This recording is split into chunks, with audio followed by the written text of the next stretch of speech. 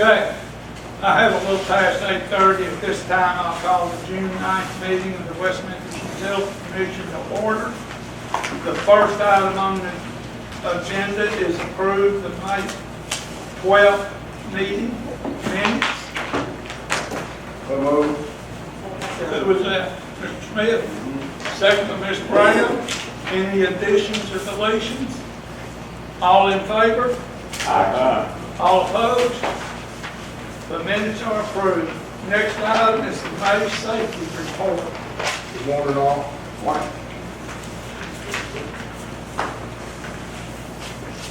Okay, we ended up May with 951 days without a lost time injury. 11 days, we did have a recordable in May. It's 11 days since the last recordable. May's incident rate was at a 3.4. And you notice today's is even higher. That means we've had another injury that was recordable. Here's the first week of June. All right, May safety meeting covered heat stress and the types of heat stress, the heat cramps, heat exhaustion, heat stroke, and then some safe work practices to prevent the heat-related illnesses. And that's taking a proper amount of time to acclimate to working in hot environments. It roughly takes 2 weeks to acclimate. And then drinking plenty of water during strenuous activities. I don't know how they got that 27 ounces to 47 ounces, but it all equates to you're potentially sweating out 3 bottles of water an hour. So if you think about that, unless you're intaking that much in and you're sweating that much out, you're going to get dehydrated at some point. And then the last bullet there, that I don't know why I didn't bullet, but take frequent breaks in the shade or indoors in the air conditioning if possible. And that's all I've got. Anybody's got any questions? I don't think we need an approval on that. Thank you, sir. Yeah. Next item is the personnel update. So you might guess Todd's out today. He's on vacation. Let's see if I can do this. Not much to talk about here. No change from last month. No departures, no arrivals. We're still steadily recruiting. And we might Lamb's reviewing some applications in the water department. And, that's that part of the report. Any questions? Okay. So while we're talking personnel, I'd like to introduce our 2 summer interns. Please stand up. I don't know if you can guess where Jaden goes to college. Jaden Gilpner, civil engineer, 3rd year, 2nd year? I'll start my 4th in the fall, obviously. In the fall. And then standing next to her is Stuart Kirby. He's also from Memphis University of Memphis, whatever they call themselves now. And mechanical engineer. And they've been working with Peyton on the electrical model, working with AJ on familiarizing themselves with the blunt repair project that we're about to start. I have to take this off a second. And the bane of interns going through files and scanning them and recording them. So anyway, it's a big help to us. We had boxes of old files, and it's a help to get them scanned and filed correctly. So they will be here through early August, I believe. Yep. We're glad they're here, and they're a big help. Thank you. Thank you.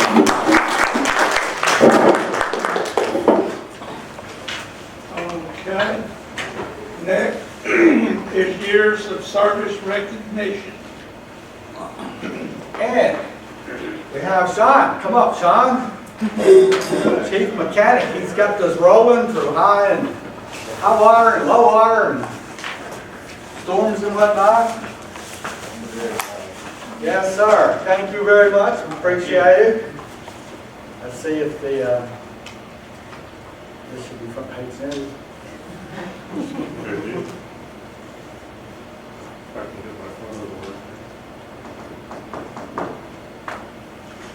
That's fine.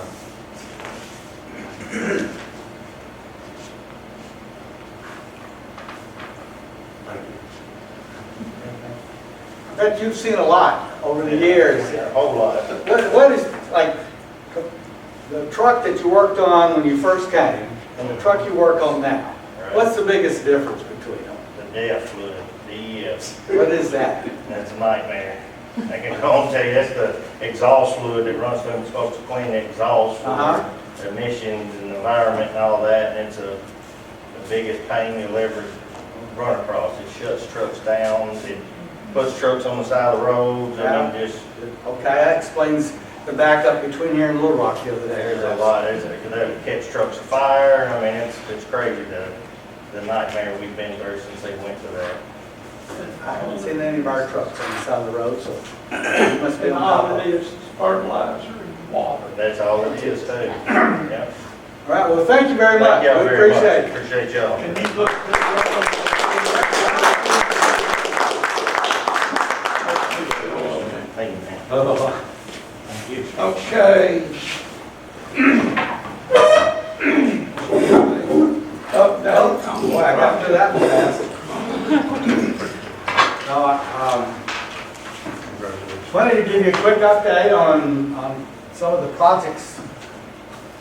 And the first one I'd like to talk about, well, before we get there, we have another personnel update. John just told me this will be his last meeting with us. And we will miss you, John. Thank you for being here and all your fair reporting. You're going to go enjoy the life around the 10-acre pond. Right. how many years have you been covering this? 8.5 years. Yeah. We're gonna miss you. Thank you. So the biggest project that we have out there is the one that's being funded by that $30 million bond that issued a couple of years ago.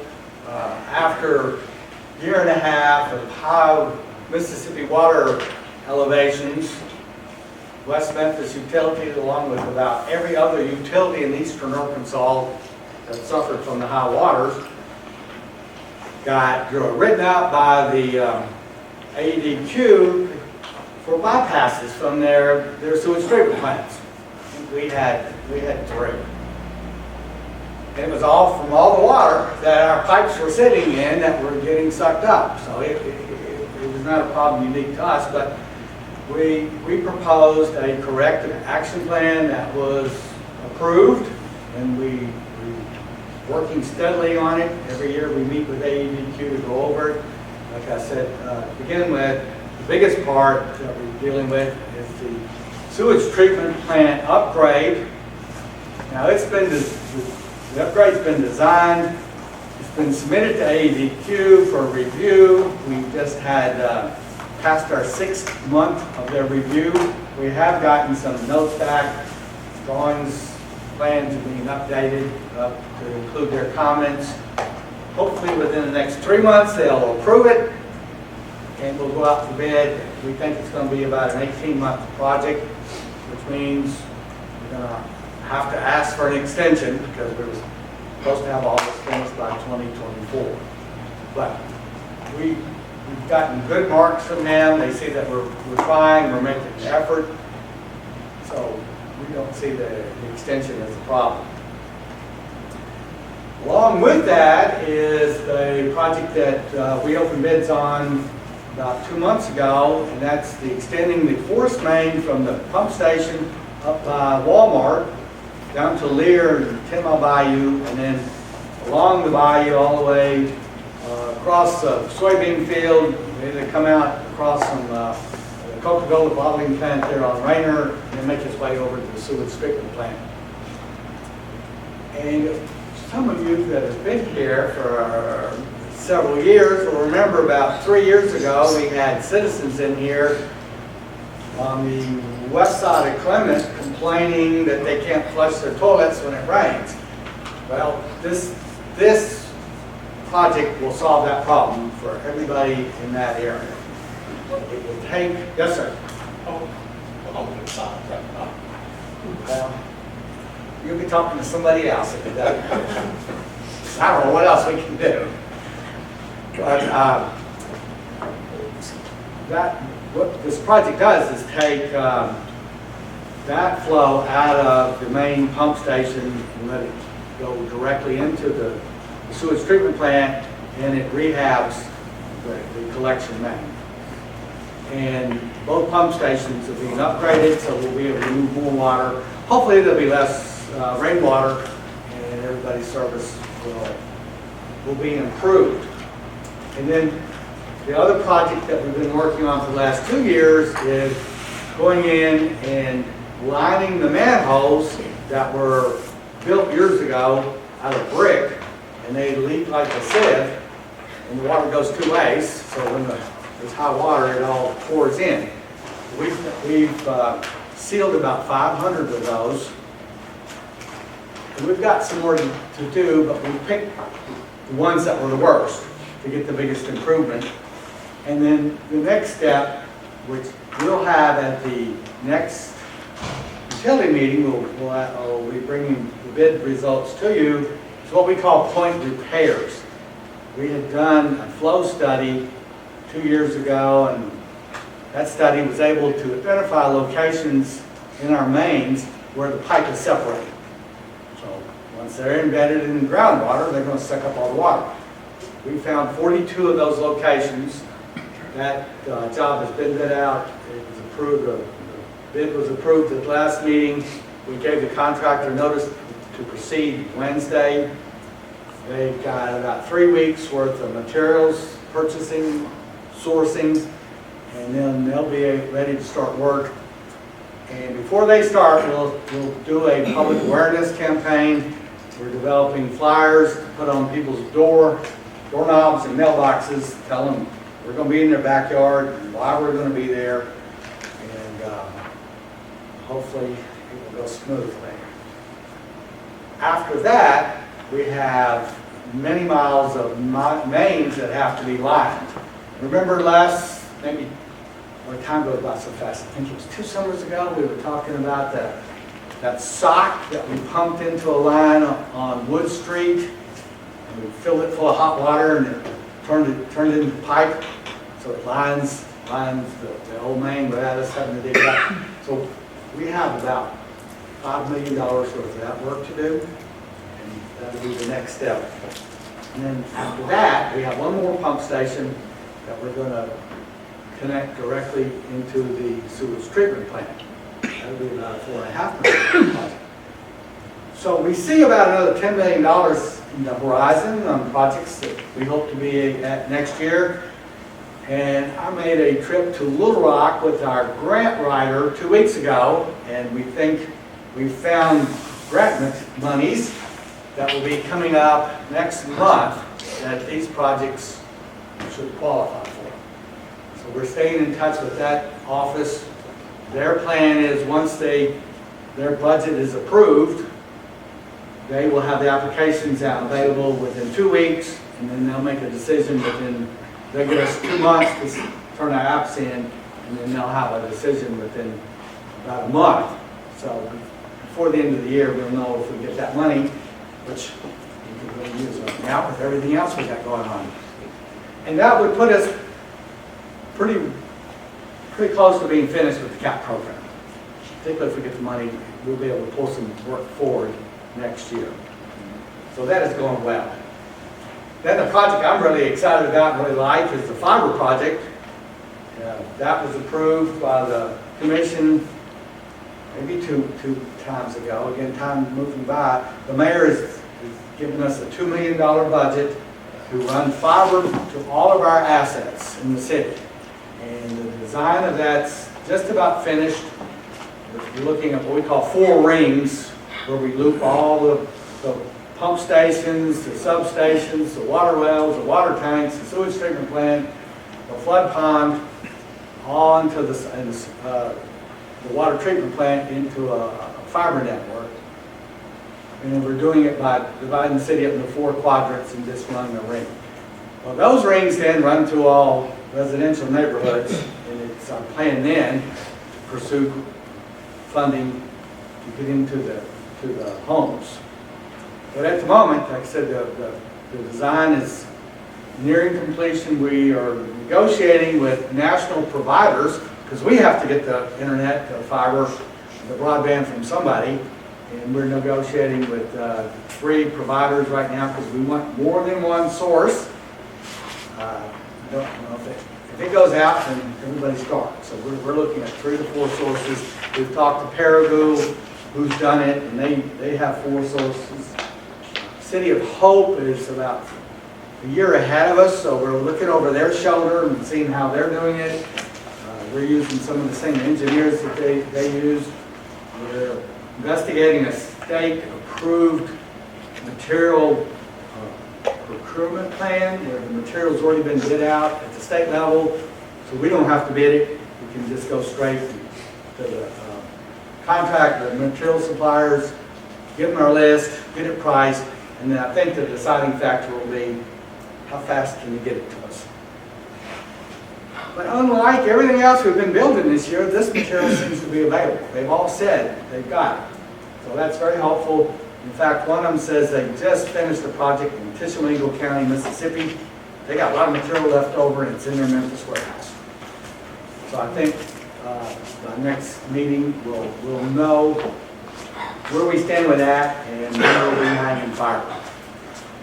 We're working with the Delta Regional Authority on a $350,000 grant. Yes, sir. I'm sorry, I just wanted to ask, the fiber, is that going to be above or below ground, or a combination? Combination. The fire, we're going to hang it on our poles, and where our service is underground, it'll be underground. Yes, sir. We're working with the Delta Regional Authority for a $300,000 grant, $350,000 grant, and we're working with Paul Luker with the Community Development Agency on a $300,000 grant that he has that is already qualified for this. We're looking at hopefully $650,000 that will let us design getting into homes. We'll be targeting the low to moderate income census tracts, but it lets us decide on how to get in. There's several different ways to get it into the house. We want to design one that's appropriate for us, and then let us start buying that material. So if one of our other grants comes through, then we'll actually be able to get into the houses, hopefully next year. Lord, Yes, sir. have we looked ahead enough to start training our people in fiber optics? That is on our list. I have a call at 2 o'clock today with our consultant, and training is on that list. So we have 2 levels of training that we are looking at. Well, there'll be 3. One is, which our crews don't need a whole lot, is how to hang it. It's a little bit different than the heavy electric wire. You got to be careful with it. These are, the different attachment points and things. So they'll be trained up. Then we'll have a crew that will receive intense training on making the splices. That you don't pick up in an afternoon. And then next year we'll be training how to do the install in the house once we decide how we're going to do it. So good question. That's all. But we're doing all this in-house and to keep our crews. Because the next thing we'll talk about is the AMI, where we're putting out the electric meters that are talking back to us. And at some point, the number of meter readers we need will drop. So we're hoping that the fiber will be where they can migrate to if they want to. So AMI is going, that was the first project Todd gave me when I started here. And we placed some of the first meters last week.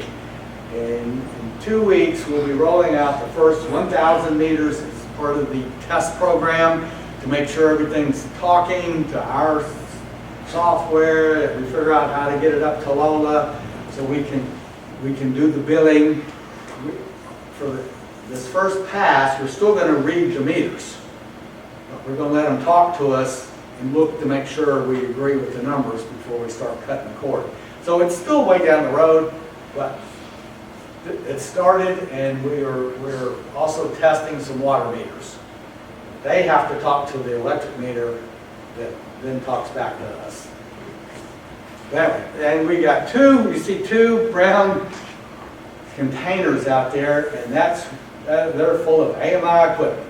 That's where we're warehousing our equipment. And we got that to look forward to. And then the other thing that has come before the commission on several occasions is the flood pond pumping station that got swallowed by a sinkhole and hit by lightning. We've been struggling with that one for the design, to find contractors, and we bid it once, got no bidders. We tried to negotiate. The prices came out twice as high as we just couldn't take that. We redesigned it. Going back out for bid August 4th, and we've talked to some contractors. We've talked to like 6 contractors, and we think we're going to get bidders this time. So we can't get that done too soon. And then the last 2 things, every year we periodically pull our water wells to pull them up out of the ground and inspect them. And so this year we had well number 1, which was at Worthington Park, pulled, which was good because it was time to replace some parts. But like everything else, the lead time has been months. And we did that back in the winter because we want the well in working in the summer. And it's still going to be another 2 weeks before the last replacement part comes in. Fortunately, we had a cool start to the summer and it's been raining. But we think we'll have that well in production early July, which right now we don't have a problem. We've got plenty of wells working, but we're not, you want them all working. So that's where we're going with that. And then next meeting, we'll have bids. We will open bids for the rehab of our concrete clear water tank. We have a 500,000 gallon tank next to the blue logo tank, where the water comes in. It's supposed to settle. Some of the sand's supposed to settle out. It gives it time for the disinfectant, we call contact time, for it to do its job. It was inspected last year. We inspect our tanks every so often on a routine basis. So last year it was its turn. It's in need of work. We've got that bid out. We're going to open bids, and then we've restricted the work to the fall between September and December, because when we have to take that out of service, we lose 500,000 gallons of storage, and you don't want to do that in the summer. And the fall is our lowest usage time. So the contract is they've got 2 months in that 3-month period to come in and do the work. And we've had a lot of interest in it, so we hope we see a lot of bids on it. So, yes, sir. Yes, sir. Tank out here. Did we have it worked on a couple of years ago, or? We drained it, inspected it last year. Okay. It had some minor work to do on the top. But during that inspection, we found that the valves were leaking, because when we emptied the tank, we had it shut off, but it was sucking air. And so we just got those 2 valves replaced last month. So we don't have that problem, but yes. We just got, every time we do something here, 2 more dominoes fall. But we're getting caught up. We're in good shape. Any questions? Yes, sir. You didn't cover it, and maybe it's premature, but it's a big topic around the country now, I guess. I've read several different versions. How are we sitting if, say, this time next year, 15% of the vehicles in West Memphis are electric. Will we have the infrastructure to support that increased demand, or will we have to make changes, do you think? We're part of AMPA, the Arkansas Municipal Power Association. We've got a task force looking at that very question. And Todd's the representative, because he's electoral, he's working on that. So, yes, we're aware of it. Yes, we're working on it. You know, all it takes is money. The station that will charge a vehicle in 20 minutes costs $150,000. Now, here's where the economy doesn't quite work out on these things. How much electricity do you think we're going to sell in 20 minutes? And this is the dilemma. When we went to Washington this year, this is what we brought up to our representatives. We're not against any of this. You know? We just need more time. Because if the goal, the long-range goal is, by the administration, is to phase out all coal plants by 2035, and Ford has said, well, all they're going to make is electric cars by 2035. Where's all the electricity going to come from? We were suggesting maybe push it back to 2050. But that's the problem. Is sure, we can get a grant. There's grants out there. The state Fed is encouraging the state to have what they call a corridor system along 40 and along 30, where there's a charging station every 50 miles. And they'd like it to be next to have a store, and they want you to have a private partner. And boy, all these are great things, but it takes a long time to do it. And again, Where's all the electrons coming from? right, because the issue we have at the moment, we do not have a supply issue at the moment, but it's costing us a little bit more because our coal plants aren't running, because we can't get coal to them, because the trains can't get there with the coal. And not that we typically don't use our own power, because we can get it cheaper, but we typically sell it to help offset the fuel adjustment. So you're going to see the fuel adjustment go up a little bit. But cut out all the coal plants, fine. We just don't have enough wind and solar yet to take its place. And it's great, but it's going to be hard. There's going to be pain to get there. Because again, if we have 4 cars charging for 20 minutes, you know, around the clock, that may be different. But, and to your point, if everybody has a car that needs to be charged at night, then yeah, we're going to have to run new electric lines there. Every house. Every house. Because they weren't built for that kind of usage. So we're thinking about it. We're working on it. I think some people are beginning to learn if they have an electric vehicle, they've got a coal-powered vehicle. That's the way it is right now. We can't help it. 85% of the electricity is from coal. So, And the other thing that, you know, what's going to happen to the AutoZones and the O'Reillys when you don't need a carburetor? Mechanics. they'll turn into, what was it, Radio Shack? They'll be selling them. You know, they can sell windshield wipers.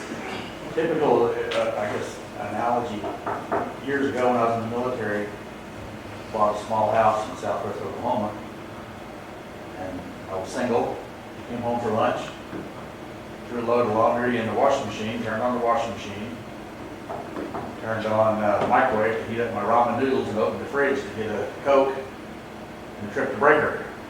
We only had 2 20-amp circuits in the whole house. Because the house was built in the 40s when nobody had that much electricity. So I had to rewire the whole house. And it's the same kind of thing, it seems. Well, over the last decade, we've seen the usage in West Memphis to drop. Part of the population has grown, but the other part is after 15 or 20 years, everybody's replaced their refrigerator with an efficient. So we were headed in the right direction, but now I think we're looking at going back up the other way. And like somebody said, what about the mechanics? They're gonna be electricians. Okay, no, thanks for that. Enough ranting. Okay, anybody have any other questions? Comments? Do I have a motion to adjourn? Mr. Smith, second? Second, Ms. Scarborough. All in favor? Aye. All opposed? We are adjourned. Thank you all for attending.